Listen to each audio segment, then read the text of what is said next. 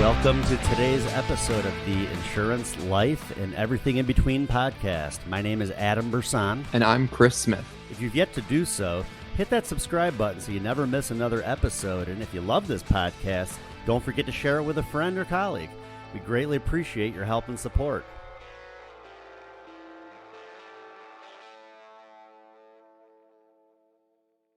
We're going to reflect on goal setting, which is really more, to me, growth setting.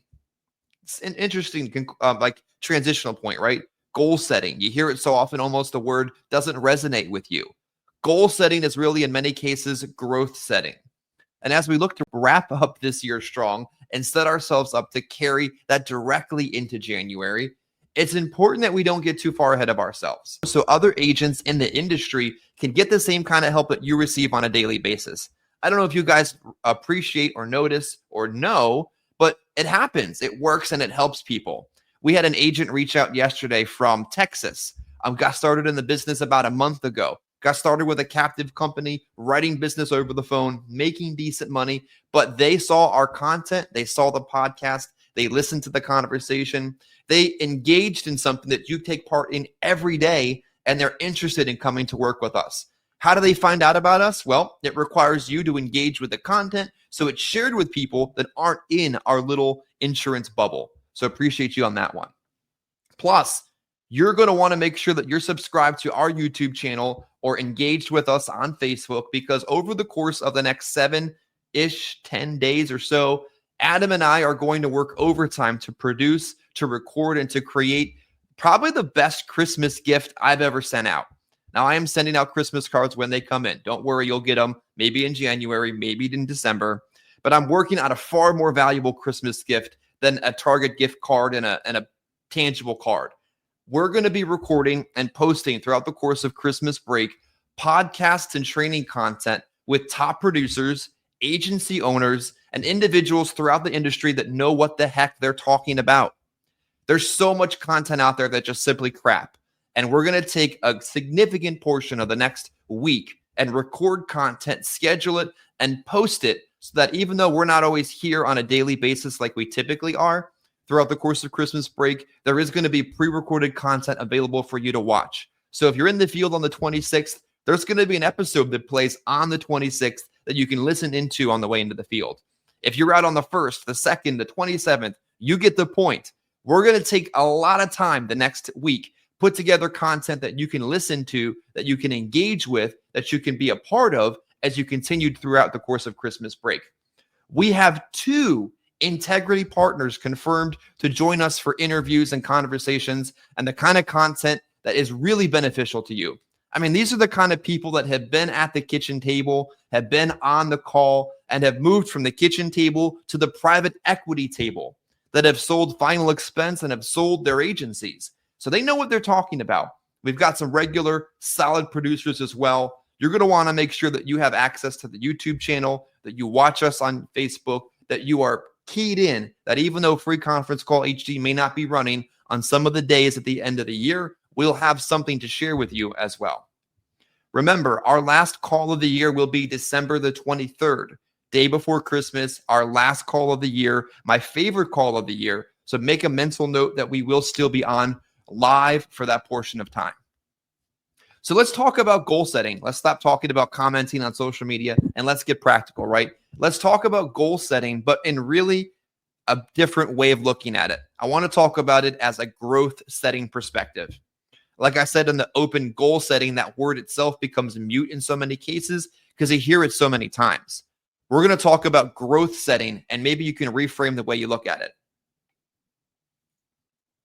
So why do so many people set New Year's resolutions and fail to follow through with them within a week's time?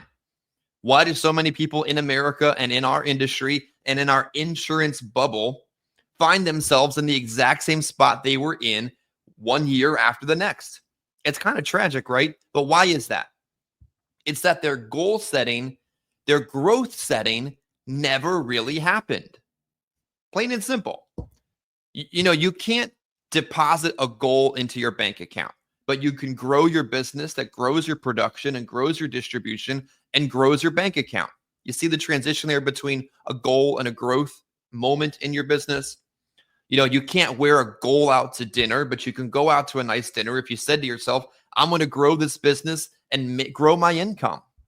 You can't assure your family with the fine words of, I'm going to set a goal and we're going to make it happen, especially if you said that before and nothing happened. But you can make extra effort to grow your business, grow your income, grow your bank account, grow your book of business by reframing the idea of goals into growth. But how do I grow my business? How do I grow and improve my personal health? How do I grow and improve my wellness and engagement with my friends and family? Well, let's look at it another way. Why do so many New Year's resolutions go unfulfilled and never result in anything but that same person being in that same position a year later? It's uncomfortable. It's uncomfortable, but as long as you're living in an ethically appropriate place in that uncomfortable area, that's where you belong. If you're doing something illegal and it's uncomfortable, stop. You're going to get caught. You're going to lose your license. You're going to find your way out of the industry like we've all witnessed recently. Stop. But if that ethical spot that you're sitting in is uncomfortable, that means you're in an opportunity for you to grow and improve your business. I saw a post on social media recently from an agent who said, I want to be one of those people that's making multiple six figures in this industry. Is it possible? How do I do it? Does anybody else do it? And if you saw my comment, I commented below, realistically, only about 1% of the industry gets even close to that position. The sad reality is that 99% of insurance agents aren't making close to that and aren't willing to make close to that because they're not willing to grow. So why do they refuse to grow?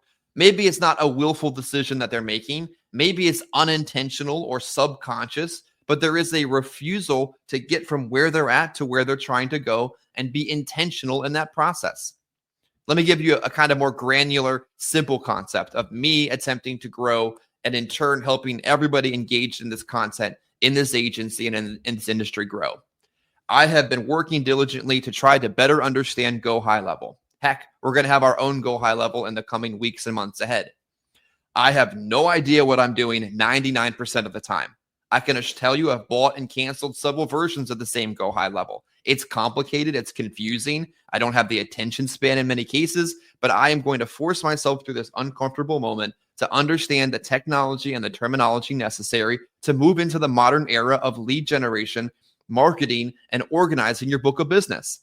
It was Wednesday. I'm trying to figure out how to get leads to go from here to there, for the automation to do this and that to happen. And none of the words even made sense to me. So I reached out to one of our friends in the agency, Don Wilson, and I said, I don't even know what this word means. And help me, walk me through the process. What buttons do I push? How does this work? Because I refuse to live in the past in marketing. Now, I remember the day, and I mean this in all the good ways possible. I remember the day where I could send 20 direct mail leads that cost $28 to my appointment setter, who was really good at what she did, and she could set 60% of them into appointments. Those 20 leads could fill up 2, 3, and 4 days. That's not this industry anymore. I remember watching the cost of marketing increase, the response rates over the phone decrease, and watching it continue to happen month after week after year. It's uncomfortable to grow, and it's uncomfortable to do it in such a core aspect of our business, but understanding the technology and the terminology and being willing to ask somebody for help is uncomfortable, but it leads to growth. So why else do people refuse to grow? Maybe intentionally, unintentionally, subconsciously, something happens. Well, here's the other part of it. They get really, really close to it taking place and they stop. I see it all the time. I've seen it so many times before. It's infuriating where somebody commits to a growth aspect of their business. They spend the money, they spend the time, they burn the emotional capital, and they get so close and then they pull the plug. Well, I'm like, you were like 3 weeks away from making a change. You're just not there. You gave up. That's why they didn't grow. It's like you water a plant that you bought for the summer for 3 weeks of the summer, and then you let it go. It's going to die, plain and simple. Okay, here's another reason people are in the exact same position they were a year ago and the next year and the year after that. They figure out the business because the business ain't that complicated. The day-to-day conversational aspect of what we do, very simple. It gets easy to them and they stop trying to do any better. Well, of course you're not going to grow if you're not trying to do anything better. Well, what the heck? Here's another one. It gets really hard, like harder than they've ever imagined before. And they can't even see that they're getting close to where they're trying to go and they give up. Don't be that person. I can't think of any specific person that's here today that could be that person, but I know of plenty of them over the past. They get close and they stop. It gets easy and they give up trying to get better. It gets harder than they ever thought it could be. And that's the moment they decide that was good enough to give up on. Don't be that person. So let's get practical. How do we kind of make sure that we go from in our head to in the field or on the phone? Plain and simple. Number one, invest or reinvest, either emotionally, financially, or physically to yourself, to your family, to your business. Invest or reinvest. Maybe, like many of us here today, in a couple days, in a week or so, you're going to need to take some time to unplug. Nothing wrong with that. Maybe you've kind of reached a moment where you've put so much time and so much effort into your business that you almost feel like you burned out. Maybe you feel like you're close to it. Maybe you feel like this isn't fun anymore. And you know that you need a little bit of time to unplug and recharge and return to work. Nothing wrong with that. But you need to make sure that you have this key in mind, if that is you, that you need to invest or reinvest once you re-engage with your business come the 31st, the 1st, the 2nd, whatever. Half-hearted investments will continue to yield half-hearted returns in your business. It's sad. And if you only have one life to live and only one business to create, and you want to have more than just the job you could have had before, stop giving a half-hearted effort to it. When you find something that works, double down, triple down, and keep going. I can tell you that going into 2025, my mindset I have for my business and our agency is all in.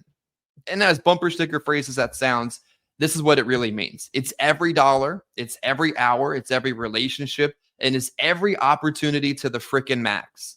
Like maybe somebody watching needs to hear that. Maybe somebody watching or listening needs to do the exact same thing. Say to themselves that over the course of 2025, I'm going to go freaking all in. Like whatever I have left in my account, in my emotional bank account, in my physical ability, I'm just going to give it all. And maybe it's going to work out and you'll finally be able to say, well, there, I'm finally at where I wanted to be. Let's find that next level. And if you go all in and it didn't work out, well, at least you can say that you tried, right? Next, practical tip when it comes to getting from where you are to where you were to where you are to somewhere different. What went wrong over the course of the year? Like, I think what's crazy about finding out what went wrong over the course of a year is you got to ask somebody else about it. And that's uncomfortable, right? Well, if it's uncomfortable, that's where you're going to grow. What did I do right this year? What did I do wrong? What's something that you watched that I did that maybe I can do better? Yeah, Adam shared with us yesterday the fact that last Thanksgiving, he took a significant portion of time off leading into Thanksgiving. He hit a cold streak coming out of Thanksgiving, and it created a real momentum killer to his business. And he's looking to avoid doing that exact same thing again. So when you figure out what went wrong, don't be afraid to utilize friendships, mentorships, and partnerships to evaluate ways to do your business better. And then lastly, before we transition over to Adam's thoughts on today's conversation and maybe a few tips and tricks from his day and his week in the field, you got to be intentional. You know, you have to try to do better. You have to think and be better. You have to think bigger, work harder, save more, spend less than you make, all the things. You have to be intentional, or guess what? Nothing good or big or profitable or successful happens on accident. It just doesn't. And in the process of being intentional, you cannot forget to be patient. Real success, real stability, real quality growth, and real quality businesses, relationships, partnerships, families, marriages, businesses, meals, take patience. Real growth doesn't happen quick. And when you watch real growth happen quick out there, especially in the social media echo chamber, be careful. Real growth doesn't happen overnight. And intentionality to get where you're trying to go does take time, but you'll get there if you refuse to give up. So Adam, that's what I have to share so far this morning. I know we've got another 10 minutes of exclusive information to share on Free Conference Call HD before we take the rest of the conversation live across social media. But are you excited? At 11 o'clock this morning, we're pre-recording an interview with one of my favorite industry leaders, an integrity partner that is not only a good person, but a good leader, a good business owner, and has gone from the kitchen table to the private equity table. We're recording that at 11 o'clock. How exciting does that sound? Yeah, very exciting. I think, me and you, we share so much content, but like I mentioned to you, maybe like a week or two ago, I think we need to bring more people like that on to our podcast to help. Yeah, we know what we're doing, but I think it's good to interview other people as well that have been successful, that kind of have different, maybe come from different backgrounds that have also been successful. And yeah, and I think more and more people will learn about what we're doing too through providing additional content through other people. Absolutely. So you guys stay tuned. A best gift I could share besides a Christmas card and a Target gift card is all this content that we're going to put together, that we're going to save, we're going to schedule, and it's going to be posted in the days we're not on Free Conference Call HD during Christmas, but you still want to stay engaged in the business and your routines. So Adam, what thoughts do you have to share about today's main topic or your week that we can share with our group the next 8 to 10 minutes? I can go through my week real quick because it perfect. I put up a decent amount of premium, but it I don't know. It was just kind of an off week. It was just kind of weird. I even went out on Monday, and I usually don't even go out on Monday. So, I was out 4 days in a row. And honestly, I think if anything, I just need to buy more leads. I know I bought some leads at the end of last week, and just didn't really have a whole lot of success with them yet. Our appointment setters really haven't had a whole lot of success setting up appointments on them either. I think this time of year too, I think door knocking is going to be essential because people just, it's a lot easier to blow somebody off over the phone. And it's going to be much more difficult to get appointments set. But if you're door knocking and you're already there, it'll be a little bit easier to get in and still be able to do some business, even though we are closing in on less than 2 weeks before Christmas. So yeah, I door knocked a few hours of my field time this week as well. I talked about being strategic. If you're in an area or a building, you have leads in from before, why aren't you going to them? And, it's as easy as going from the first floor to the fifth floor to the third floor, putting those leads together and just going to see them. And I don't know about you, but when I get into the door and I turn that door knock into an application, that's the biggest confidence boost I still ever find in this business. Oh yeah, most definitely. And again, I think so much of it is just mindset. I talk so much about how you just have to keep going. And I think especially with door knocking, you can't knock on a door one time and the person's not home and just put bad thoughts in your head. Like, I bet they were there, but they just weren't coming to the door. Treat it as though they just weren't home, even if they were and just weren't coming to the door. Because if anything, trial and error, even if they were home, the more you keep showing up, sooner or later, they're going to be like, who the heck is this guy? Why does he keep coming by? Maybe we should just answer the door.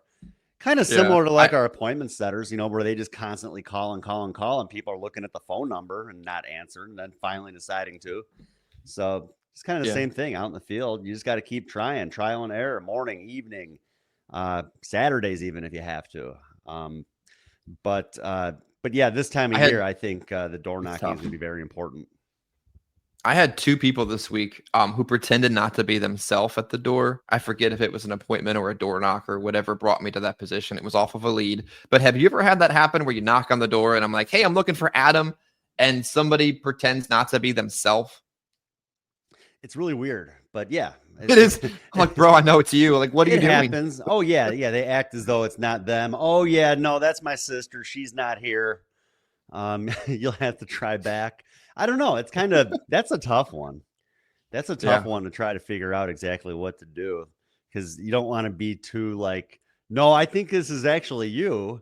Like, that's not going to get you anywhere. That's a tough one. I just always act like it's them. And when they pretend not to be themselves, then they look a little weird because they know they are themselves at that moment in time.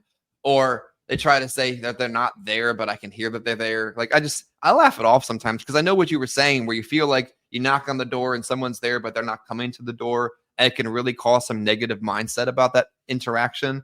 But in the end, if you just keep going, like you were saying a moment ago, you'll find the people that have the conversations. And this time of year, agents just stop going. And no wonder they don't get in front of people. And no wonder they don't cash flow their business. And no wonder come March, they're exactly where they were in October. It's like this vicious circle that they just stopped going. Well, I'll work with agents and, even a couple guys earlier in the year where they were primarily just door knocking. And, when they first started, they were putting up some decent numbers. They were out there hitting it hard. And I think honestly, I think they just got worn out from doing it. They maybe were not able to handle all the rejection and that happens.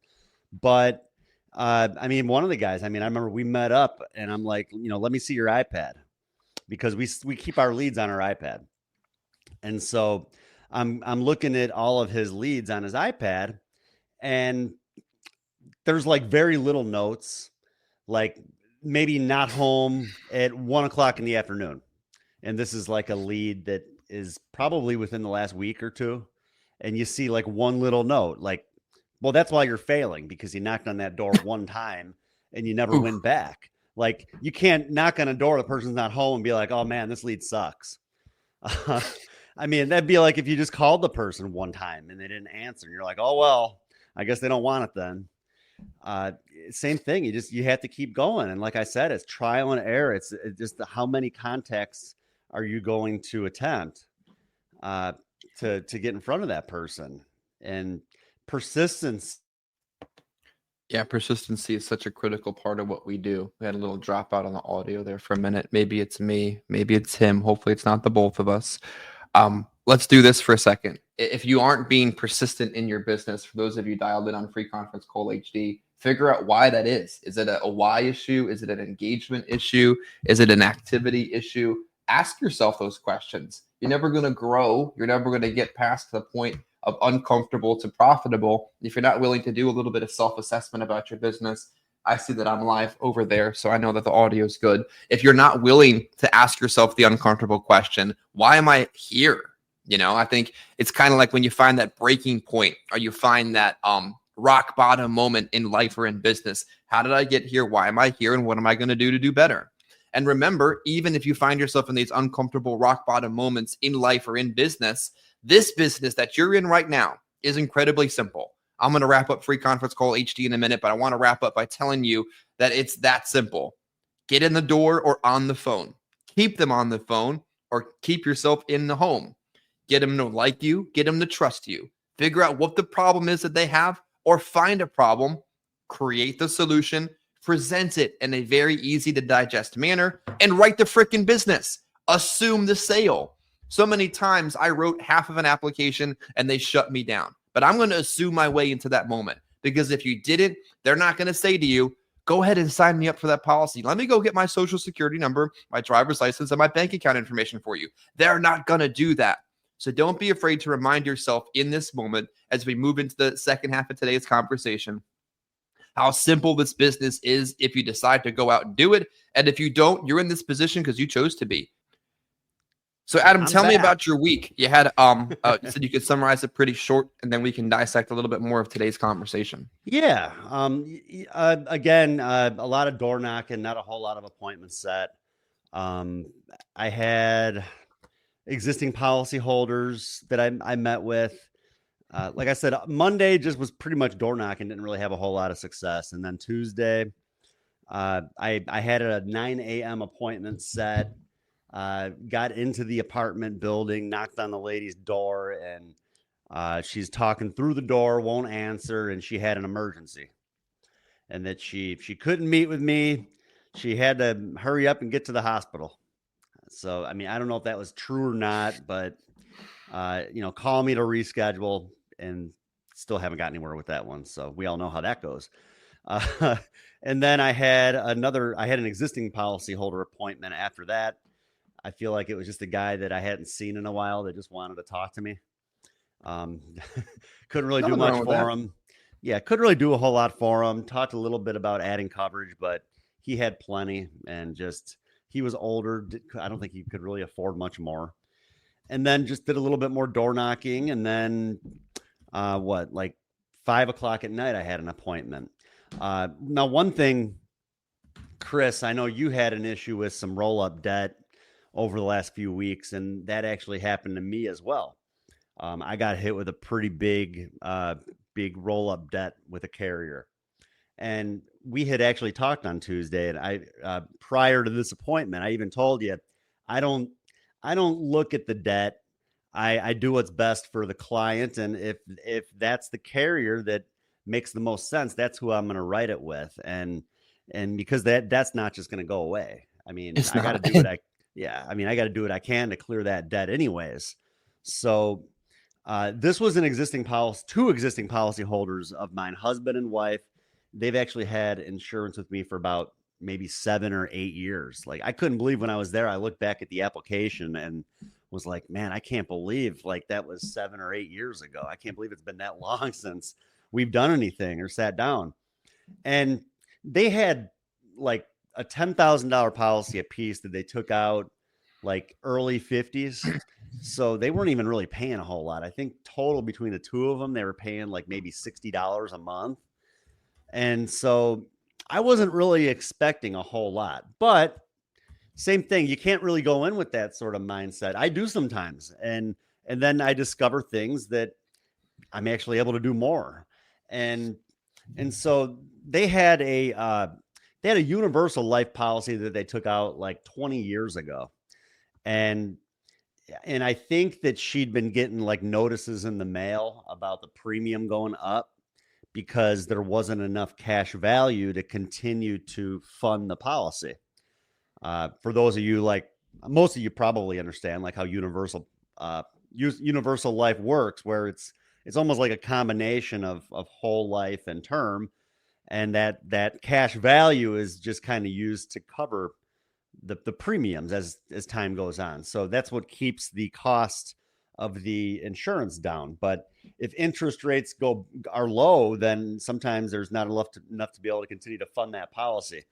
It happened a lot like in the 80s, I believe, when Mhm. people took out those policies and interest rates were high and then they went way down. It made it difficult to be able to continue to fund those policies. But yeah, but anyways, so they had 100,000 apiece in universal life that was, it looked like at some point was probably going to end up expiring. And I told him, I said, well, you know what, when you took that out, you probably needed 100,000. You were younger, there were more expenses. I said, now, I mean, outside of your funeral, yeah, there's going to be some other expenses. They like raised their grandson. I think he was like 7 or 8 years old. I said, so you still need more coverage if something happened to one of you or both of you. I mean, he's going to need help. So I quoted him like 25, 35, and 50,000. And I quoted them 25 and 35 with American Amicable, but then I quoted the 50,000 with the Baltimore Life because they have the one product. I always get the two mixed up, Chris. They have the I Yeah. provide and a priority or whatever. Yeah. Hey, Baltimore Life. I don't understand the product names. Like this is one of the best products out there. The names are confusing. I provide is the final expense product, bread and butter, very liberal underwriting, great Yeah. compensation, quick pay. A priority is the 50,000 and above, participating whole life, still simplified issue, kind of more middle market product. And that was the one that I wrote, was the a priority, because the rates, if people are healthy, the rates are really good. And I wrote them 50,000 a piece because 50,000 is the minimum face on that product at their age. So I wrote them 50,000 a piece. I mean, it ended up being like 3,600 in premium. So pretty cool. I mean, I rarely write big policies like that. So I mean, that's more than a lot of people write in the whole week, just right Mhm. there in that one house. Yeah. So, Do you think um, sometimes people are afraid to show the bigger number or offer the bigger policy or think a little bit deeper into that realm of products that are available for 50,000 and above? I think so. I really just kind of base it on the situation. I mean, the husband and wife, the husband, he's retired. The wife is still working. She's been in a job where she'll be retiring soon, and she's been there long enough that she'll have a pretty decent pension coming in. And so for me, it was more of a judgment call. I want to make sure they can keep up with it. I mean, because yeah, that's going to be, heck, 3,600. That's $300 a month. That's a pretty hefty premium. They also have another policy with me that they're paying a total, like I said, of like $60 a month. So right there, $360 a month in life insurance premiums. So that's a lot, especially when people are, yeah, she's got a pension coming in, but I'd say they're still kind of limited fixed income. So, but anyways, yeah, rode it with Baltimore Life, really not getting a whole lot of commission back from that because I owe them money. But again, it was the best situation, the best scenario for the client. And as I mentioned, that debt's not going to go away anyways. So, my goal will be to write business with them every week, give them some business until it's cleared up. And it's a good product anyways. I'll keep writing with them regardless. But let's dissect that for a minute because yeah. Let's talk about, because we did the theme of today is lessons learned, what went right, what went wrong, and that's uncomfortable conversations to have. But there's a lot of agents out there, especially as this industry sort of pendulum swings back to a more congruent manner, who used to think, I can just get the highest comp possible. I can expect nothing from anybody. I can do whatever I want. I can buy leads from wherever I want, compliant or non-compliant, and I'm just going to do me. And that mentality of just doing me gave that person, how much was it? $31,000 in a single carrier debt. Yep. They did themselves all the way into the grave. Yeah. And there's I couldn't imagine thinking to myself, you know what? I'm going to open a funeral home. I'm going to open up a Chick-fil-A. I'm going to open up some type of franchise business, a restaurant. I'm going to do me. I'm going to do my marketing and my menu and my business, and I'm going to do it the way I want to do it. And I ain't going to ask anything from anybody else. And what would happen in that sense? That whole business would collapse as well. And we just witnessed it take place. So if you're watching this and you're thinking that, or you're doing that, you're just creating that opportunity to fail, right? Yeah. I think that, when you are running an agency and you're recruiting agents, you do want to make yourself out to be like the guy. You don't want to you don't want people to feel like you are just kind of like a walk around or whatever. Like you want to be the guy. And I think that might have been his situation. Like he didn't want agents contacting anybody but him. Sometimes that can be an ego thing. But you got to know what you're doing. If you don't know what you're doing, for one thing, how can you train other agents? If anybody who's piling that kind of debt really has no business building an agency. No, because they obviously don't know what they're doing. And I think that, I just think that sometimes people maybe need to drop the ego and say, hey, these guys are here. They're willing to help. Maybe I need to plug into what they're doing. And I think that could have made a difference with the whole situation, but they just, wanted to do their own thing. You got us the contracts. That's all we need. And you know what? And the debt was there. It's my fault too. I saw the debt piling up, and it's kind of like, I remember back when I was younger. I had a girlfriend that things went well at the beginning, and then you start to have like suspicion that stuff's going on behind the scenes. Like, this girl, I know she was like cheating on me. And I knew that was going on, but in the back of your mind, you want to tell yourself that that's not really going on. That really, I don't think that's really going on, because it's like, something's happening, but you don't want to feel like anything is, because you try to want to still figure out a way to make it work. And that was kind of the situation, I think, with the agent. It was like, I don't know. I'm still not suspicious of like fraudulent stuff going on, but like the debt wasn't going away. It's like, I kind of felt like the debt's going to get better.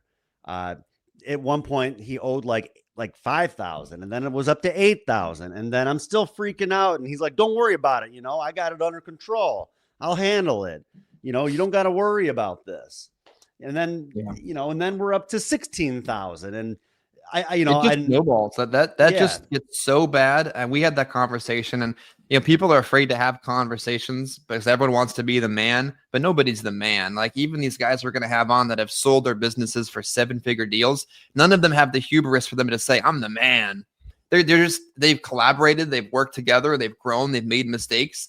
I've said, the next time this happens, because it all happens, there's nothing new under the sun, and we get an agent that gets to 5, gets to 7, gets to 8,000, show's over. I'm sorry. Like oh, before it gets that bad, it's never going to get anywhere near that ever again, Chris. no. Like, And I mean, that's like a lesson learned. And those are things we can talk about, but yeah, I mean, I'm never going to let it get anywhere near that. I mean, 2,000, 3,000, that's it. all right. I'm cutting it off. Like Yeah. that's it. You're not going to screw me for any more than that. Yeah, and I had we had one of our guys, Josh Lowe, watching a while back. Josh, thanks for watching. If you're still on, feel free to drop a comment if you have some thoughts on this issue. He had a friend of his roll $11,000 in debt in just Lumenco. And part of the problem when you're building an agency, and hopefully somebody listening that wants to kind of follow that same trajectory takes this word of advice, is you want to offer every carrier to your agents. You want to be that man, right? You want to have the big name brands, the middle market carriers, the small mom and pops. You want your people to come to you for everything. But guess what ends up happening? Agents begin to hide their debt in that second tier of carriers because they built up debt with their primary companies. I got 3,000 with SPLI. I owe Foresters 1,000, Omaha 4. I know it. I got Lumenco. I'm going to write them. And it just snowballs, or it snowballs into a carrier area you're not used to checking, like American Home Life. They don't write it very often. How do they hide debt there? Oops. It's like they begin to hide debt in places like a baby pooping in corners of the house so you don't see it. Like that kind of stuff happens. And we have to protect ourselves from that and realize you don't need 20 carriers on 9-month advances on everybody. Like being strategic and protecting the house so that somebody isn't pooping in the corner and not telling you about it. Yeah. Well, like I said, I don't know. You had the same situation. It's mind boggling to me because I've been doing this for so long. I've never put myself in any sort of situation like that to be in debt anywhere near that much. Not even close. Like on my own pen. I think probably the most I've ever owed at one time was maybe like 2 or 3,000. That was it. Like, and that was enough for me. So, I mean, I don't know how the heck anybody could pile up that sort of debt if you're doing stuff the way that you're supposed to be doing it. I don't know. Yeah. So let's talk about that because we're talking about what worked and what didn't, where you're at and where you want to be. What's the kind of stuff in your business this year that's worked really, really well? Because for this year, you've been on leads every single week. This year, you've probably spent tens of thousands of dollars on leads and appointments and the infrastructure of your marketing. What's went good for your business this year? Well, that's it. It's the consistency of every week doing the same thing week in and week out. Having the set days that I'm going out in the field.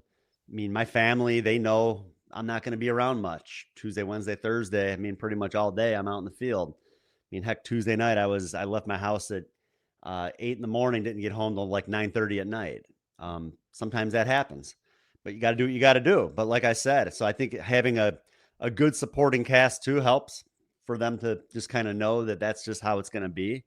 Got a lot on my plate, so I got to get out there and work. But yeah, like I said, I think it's just the main thing of being consistent with just having the new leads every single week.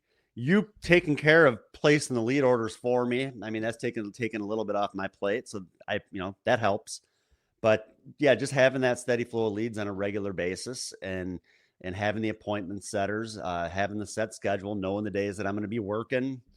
And that's pretty much it. Rinse and repeat. You've always said when you do stuff the same way week in and week out, your numbers are going to kind of show that. And I would say my numbers have been pretty consistent throughout the year. There have been a couple weeks that aren't as good as the others, but there's also been weeks that are way better than the others. But in the end, it just kind of all evens itself out. And I would say probably on average, if you ran my numbers, Chris, I would say I probably average 4,000 to 5,000 a week. That's about, I think, probably where I'm at. And that's just working 3 days for the most part in the field every week. Yeah. And that's like 2 to 25 or 2,000, 250,000 in production on a 4 to 5K average, which is, top tier of the industry. When you throw in some good persistency, consistent investment, like what happens if there's an agent watching this content and then thinking to themselves, I'd love to be more consistent. What is like a practical thing that they can do, even if they're not a part of our agency, they're just a part of the industry to get more consistent in their business as they enter 2025? I just think probably being disciplined with their time and with their money, and always setting money aside for future lead orders. You can't get a big old commission coming in and turn around and spend all your money and pay all your other bills. I mean, you gotta recycle and go, rinse and repeat, and you got to be able to place those lead orders every week. I mean, I think that's one of the biggest mistakes agents make is they place one lead order, they wait for those leads to come in, and then they go work them, and then they're placing their next lead order. Well, what are you doing for the next 3 weeks while you're waiting for your other direct mail to come in? There's time there that you need to find some things to do. But yeah, I think just being disciplined with your time, like I said, setting a schedule and sticking to it. And if you're working, like I said, if you're working with like the appointment setters, or if you're setting your own appointments, you can't just go out when you have an appointment. Yeah. I mean, I have my set hours. I leave my house 8 in the morning. Like I said, sometimes I'm not even home until 9 o'clock at night, those 3 days that I'm working. But I think I usually set my last appointment for 6 o'clock at night. Sometimes, go a little bit over than that. The other day I had my 5 o'clock where I wrote the 3,600. I didn't get to my 6 o'clock appointment until like after 7 o'clock. So that's why I didn't get home until 9:30. But again, it's just a matter of being consistent and being disciplined. And like, if I don't have an appointment set at 9 in the morning, well, what helps me now is I take my boy to school. I take him to school. He's got to be there by 8:30. So I'm up and out and dropping him off, and I'm ready to go for the day. So I'm already out. If I don't have appointments set, well, I got plenty of leads to work. And when you're placing those lead orders every single week, you are building up an inventory of leads. I mean, right now, Chris, and thousands of leads. Right now, I can go on my iPad and I can look at my active leads. I have like this active leads folder. That's cool. And I got over 1,700 leads. But you know what? Some of those are even like existing policyholders. Like I set up like of course not all my policyholders, but I would say like the last policyholders from like the last few years that I wrote, I have them in there. But majority of that is just direct mail leads. Maybe 10% of it is Facebook leads. It's just a huge inventory. I mean, again, 20 to 30 leads every week. If you do the math on that, over thousands. Yeah, over a year, that's a lot of leads. So, but not all those leads get dispositioned. I mean, if you never catch up with the people, I mean, there's leads that you sent me that were 3 years old. Last week or the week before? Yeah, and key. I've written 2 or 3 apps off them so far, I think. So, I mean, right there, I mean, we're talking about leads of people that, and what's funny, Chris, is I think maybe 2 so far, but of the ones that I wrote, the one had already taken out a policy at the time they took that. Actually, both of them had taken out policies around that time. And I was still able to write additional coverage now. So yeah, but that's because in every set of aged leads that you buy, you can freaking guarantee yourself that there's buyers. Like you are buying buyers if you buy enough of them. Now, buying 20 from 20 years ago isn't going to do anything, but you got to have that mindset because so many people have this awful aged lead mindset. Oh man, this lead's old. It's a waste. Yep. No, there's buyers in there. I guarantee you. That's also the importance of keeping up with your clients. Oh yeah. Because if those agents that wrote that business initially were keeping up with their clients, it would not have allowed me to go in there and write new business. They would have said, I already have my agent. They help me. They work with me. Sorry. And that's what I hope my clients do. Like, I can't stand when I show up at a client's house and they pull out their policies and they're showing me other policies that they recently took out that aren't mine. You cheating on me, Miss Johnson? Yeah. If anything, I feel Where'd like you get I this didn't from? do. Yeah. If anything, I feel like I'm not doing my job Yeah. because I shouldn't allow that. I need to be doing enough for my clients for them to realize I'm their insurance guy now. Like, don't be Yeah. calling anybody else. I'm the guy. That's why we're So in the process of moving to the modern era of marketing and with a CRM that can send out drip campaigns at the year, the birthday, the Christmas, the whatever mark you tag and create that level of engagement. And a computer's not going to do your job for you, but it's going to help you in areas your brain just doesn't have the room to fit. I did something this week. I'm doing something next week with the appointment team that I would encourage other people to do, even do it themselves, is I just sent them every lead in that area that I hadn't dispositioned this year. And I said, I don't care if they told you no before. I don't care if you called and they told you no before. Call them again. Call them one more time, once time through, and let's squeeze these leads one more time. See what else you can squeeze out of them in addition to my current leads. Like I had a little bit of some leads in that area plus all the other ones. And we just squeezed the hell out of that inventory one more time to get me in front of people to write business. And guess what? Doing the same thing next week. I don't have enough leads for next week. I've had to piece together, direct mail, digital, aged, fresh Facebook leads. I spent $1,000 on insurance toolkit leads because I needed people to see next week. And I said to the team, call all these people that we already called before. Call them once more. Let's beat these leads into oblivion because this is the last week. This is it. This is that last chance mentality. This is that dig deeper opportunity. This is the chance that even if we just get one more appointment off of these leads from 6 months ago, it'll be worth it. So my practical advice to you as we get close in the next 10 to 12 minutes to wrapping up today's conversation is go back into the leads that you had over the course of the last year and the area you're working next week. Hopefully you're working next week. 3 weeks off, disastrous. Don't do that. In the area you're working next week, find every other single lead you've had in the last 12 months and call them again.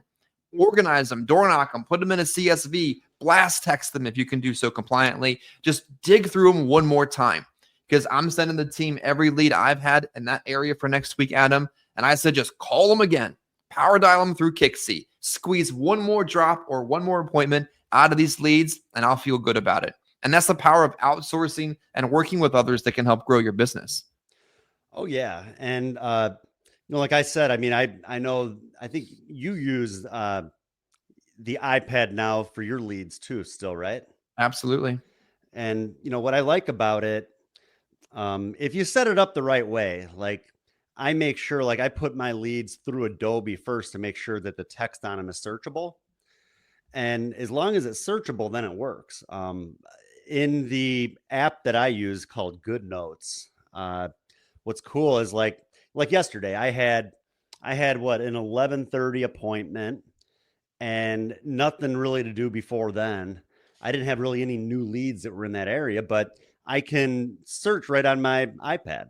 I can search for like the zip code and then it'll show me just based on that zip code, like all the leads that I have in one area. Like yesterday, I searched a zip code and the zip code I searched, I had like over 340 leads, Whew. like just in this one zip. Was that like Chicago Heights or? It was. Yeah. There you go. I see Yeah. that a lot. Yeah, I know you see that a lot. Yeah, that zip code's actually like 3 different towns. It's like Chicago Heights, Sauk Village, and Linwood, and even South Chicago Heights. So yeah, it's a real big zip, but that's why I like it because it's all like within that one area. And but yeah, what I did, I searched. I knew that there was like a senior apartment complex that was like right down the street from where my appointment was going to be at. And I figured, heck, I don't have a whole lot of time to kill. So how about I do that? I'll just, I think I had like maybe 5 or 6 leads in that one building. I figured that way, heck, if I get in that building right there, I can knock out these 5 or 6 leads that have yet to be dispositioned. And so, yeah, that's what I did. I ended up, and it was so funny. I went to the dial thing and I'm trying to find this lady's name on the like the big apartment complex. And I can't find her name scrolling through the thing. And someone opens the door for me and she's like, "Who you here to see?" And I'm like, I forget her name. I'm here to see Kathy Johnson. She's like, oh, that's me. I'm like, what are the Oh, chances of that? Like this big old senior high rise where there's probably 300 residents, and the lady that I'm there to see just happens to be the one that opens the door and lets me in. So it's more often than not. I swear. Like yeah, they're like in front of their house, like it's part of a game. Like I'm gonna see if they're gonna see me. I'm out front, but I'm not myself. I'm my sister. Like just they're right in front more often than we think. yeah. So yeah, there I unfortunately I really wasn't able to get anything accomplished yet. She was having trouble with finding her bank information. And then see, I sat and talked to her like down in like this little meeting room. And then yeah, and she had some health issues. I was actually writing her Baltimore life, and they approved her standard. And she was going, and she's like, well, I gotta see if I can find my bank information. She had to go up to her room, and she came back down, and she was like, I called my son, and he said that he doesn't think I should do anything yet.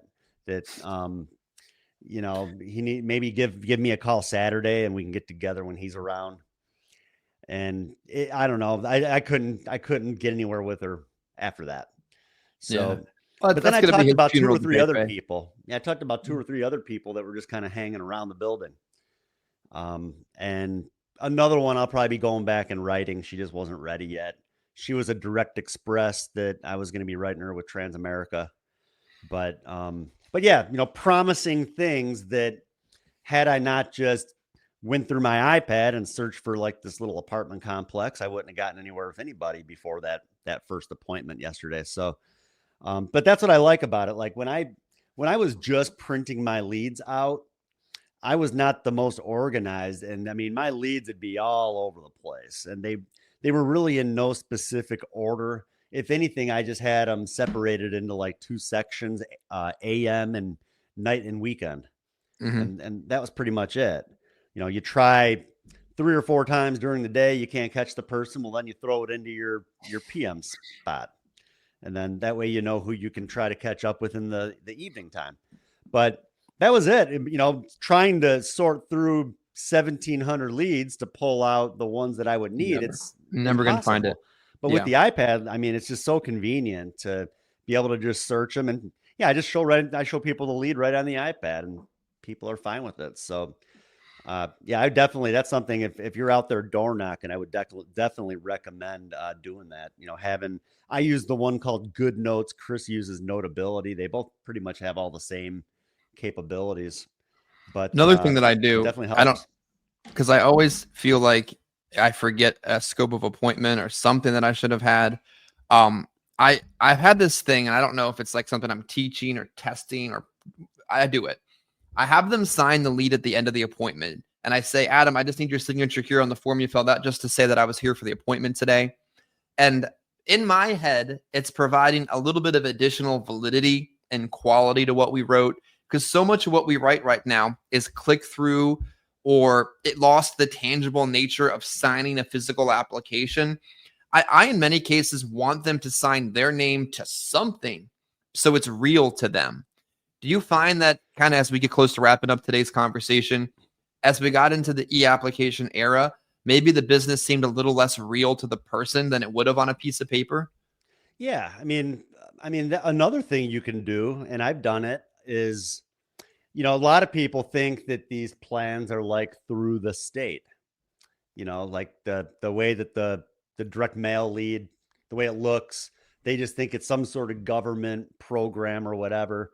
Um, I don't act as though I work for the state or anything. But I tell them that I'm licensed through the state, and a lot of times when I work the direct mail leads, I have like a little badge thing that I put together with my picture on it, and it just says like benefits coordinator, state of Illinois, and I have my license number on there. Because at least I don't know, maybe some areas are different than others, but it seems like the areas that I work, people are more and more skeptical, and they think that there's a lot of scammers out there. So maybe it's just something that makes me feel more comfortable. Yeah. Um, Mindset. so, but with that, I even when I go through my presentation, I mentioned that it's a state approved plan, and it's my job to just kind of go through the best available options. I think that's good verbiage to use. But if they tell me that they don't want to move forward with anything, in the past, like I tell them, like, or if they say, I think I want to do it, but I'm just not ready yet. And I'll tell them, well, we're only allowed one visit. I mean, I have to be able to help you today. And if we can't do it today, then I'm going to need you to sign this, sign this so they know that I at least came by. And I'll make like I'll make like two spots where they can put like a check mark, like accepted or declined offer with like Mhm. their name. And I'll even put like the amount of coverage that they maybe declined. And sometimes they look at it and they're like, really, you can't come back? I'm like, no, I'm only allowed one visit. Without. Okay. They say, well, all right, well then I guess we should just move forward with it then. I've done that So at the door before. I've had somebody else come to the door, like a guy instead of the girl. Well, she's not coming to the door. That's fine, but I have to have her sign that she declined the appointment that she booked on the form that she filled out about her benefits. Okay, let me go get her. And then they go and get her, and then I have my door approach. Then I get into the appointment. yeah, Like exactly. you made an appointment. You filled out a literal form. I'm licensed. I'm here going over this information. If you don't want it, I have to be able to prove that you didn't want it. Yeah, and that's like I said, when you kind of take that lead card out too, like that, sometimes it gets them thinking a little bit, and sometimes they'll just sign it. Yeah, they decline the offer. Okay, fine. Okay, good. But yeah, sometimes when they just visually it gives them a chance to maybe think a little bit further, and they start to think about how they know they need it, and it is a good plan. This guy can't come back, so I better just get this done.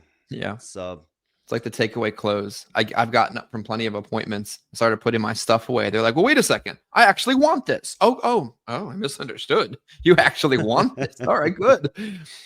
So just a few other things before we close up, Chris. Yeah, my Tuesday, I was talking about where I wrote the 3600 of the Baltimore Life. Earlier that day, you had sent a message in our group me. So for those of you who are not with us, our agency, we have like an agency group me where we, I love it. We all kind of collaborate amongst one another. We share ideas. Chris and I are both out in the field. Sometimes people might have questions, and maybe it's something that one of our other agents is able to answer. People are just willing to help. Mm-hmm. And it helps us out too, I think, Chris. But you posted something in there about how last year, and I did it too last year. You sent out like a text to all of your clients about a referral bonus, and do you need a little? Do you know anybody who could use coverage? Because we have like a referral bonus going on right now, and I sent that out to a bunch of people, and I had one client. That she said, yeah, come on over tonight. That was actually my 6 o'clock appointment that night. She said, come on over tonight, and I'll have some people for you to talk to. And I said, all right. And so I ran to Walmart. I picked up some gift cards, and that was it. And then she actually gave me like 20 referrals. Wow. So I have a whole bunch of people today that I have the names. One thing that I did, because it was late, and I usually tell people to call their friends while I'm there. Call them while I'm here. That way you can introduce me to them, because they're going to talk to you before they're going to pick up the phone to you before they're going to pick it up to me. But because it was late, it was probably like 9 o'clock at night at that point. I said, look, how about we do this? How about you record a little voice message on my phone? And then I'll just text that to all your friends. And so that's what I'm going to do. We'll see how it works. Basically, it's just going to be like a little voice message in a text of her saying, you need to talk to Adam. He helped me a lot. And, you really need to take some time to sit down with him to see what he can do for you too. And then I'll put like a little text after that to see what a good time would be to get together. And then I'll try calling the people too. But there you go. Again, it's just a matter of doing whatever you can to try to get in front of people these days. And if they're not going to answer their phone, I mean, heck, I'll even get on, what's that called? Fast People Search or something. I'll even get on there. I'll search the people's phone numbers and their names, and I'll see if I can find their addresses. And I mean, they're referrals. I don't care. I'll drop in on them. Your friend, your friend Linda wanted me to come by to see you and see what happens. And maybe I'll talk to Erin. She seems to be the referral expert. So maybe I'll talk to her and see what she does on referrals and what she does to get in front of the people. Yeah, I think it's important too to remember that this time of year, maybe it is a little bit harder. Maybe it's all in your head, but maybe you do need to dig deeper to find the amount of premium necessary to hit your goal and to end the year in an uncompromised manner. Like I opened up today's conversation thinking, how sad would it be if somebody worked all year, spent all the money, spent all the time, spent all the emotional capital to end the year on like a hot fart? Like, how sad would that be? Like, don't do that to yourself. Like, really put this effort in. Even if next week is your last week, perfectly fine. Put an all-in effort so that you can say to yourself, man, I ended this year as hard as I could put into it. And that's the way I'm approaching it. What do you think? Yeah. Yeah. I said on our morning call, I think a few days ago, I'm not really taking off a whole lot of time around Christmas because, like you mentioned earlier on our training this morning, Chris, last Thanksgiving.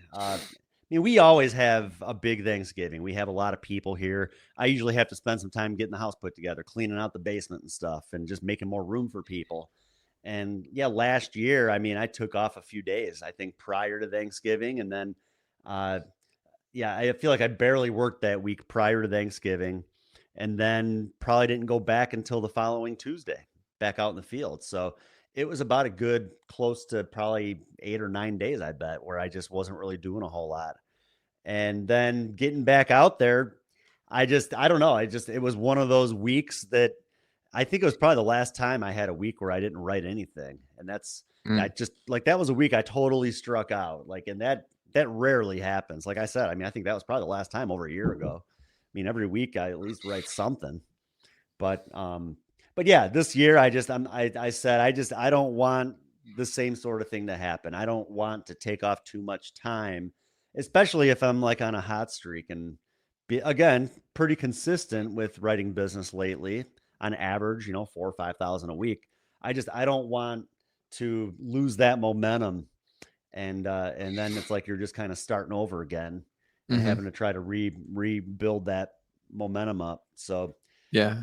I'm not really taking a whole lot of time off. I think Christmas Eve is on a Tuesday and Christmas Day is on a Wednesday. So I'm going to go out on that Monday and work, which would be the 23rd. And then I'm going to go out. I probably won't work the day after Christmas, but I'll go out on Friday. So my plan, actually, I told our appointment setters to try to set me up Monday, Friday, and Saturday that week. Yeah. And the crazy part too is like Christmas for us is actually the 26th for them anyway. So it's not even asking them to dial on Christmas if you did. Not that we would, but like to them, it's a different day. So they're going to work. They got a job to do and money to make, and they're going to put you in the field. And if you need that little push to push yourself into the field on a day you might not work, appointments is a great way to do it. And I can't think of a worse thing someone can do to their business if they're in a tenuous position in their business or finally getting ahead than to take an extended period of time off. You're basically committing final expense euthanasia at that point. So even if you see people around you taking time off, be honest with yourself and say, I need to keep working. And there's no shame in that. I've worked the first of the year before, wrote business on the first. There'll be people home on the first. Go out and do your job if you need to do it, and we'll be here to support you. Don't forget, we are recording several interviews with several really successful people in the business, integrity partners, people that have gone from the kitchen table to the private equity table, solid producers, regular people, myself, Adam. We're going to put together 6, 7, 8 different individual episodes, podcasts, trainings, call them whatever you want, and schedule them to be posted throughout the course of Christmas break. So if you're used to listening to us at 9 a.m., you may not be able to listen, but you can watch or listen. We'll be there. We may not be there live, but we'll be there for you. And this is a kind of Christmas present stuffed full of content and training and conversation that will help you stay on course, stay in routine, and stay making money even during the rest of the Christmas holiday. So stay tuned, stay subscribed, and comment. You'll be able to see that coming in the next couple of days. Thanks for watching. Good. Thanks, guys. And this concludes another episode of the Insurance, Life, and Everything in Between podcast. If you like what you heard, don't forget to subscribe, share with a friend or colleague. And if you have any comments or suggestions for future episodes, please leave those too. Any input is greatly appreciated. Thank you.